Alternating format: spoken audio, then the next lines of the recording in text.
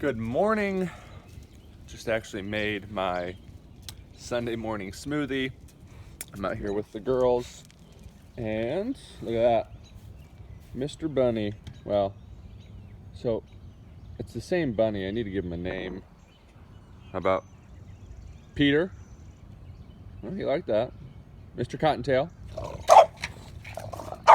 Hey, hey, you girls be nice. Hey, you girls be nice. He's not doing anything wrong. Not doing anything wrong. Goodness. But cheers to the good Sunday morning smoothie if you're having one.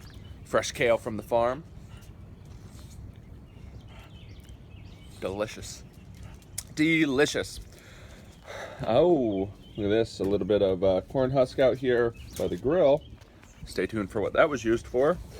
Girls, hey, why don't you come up here? Why don't you come up here and say hi to the camera? Why don't you come up here and say hi to the camera? People want to see you. It's a beautiful Sunday.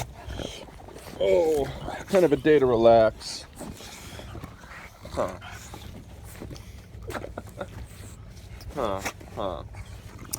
Well, I'm not going to run you around the farm today.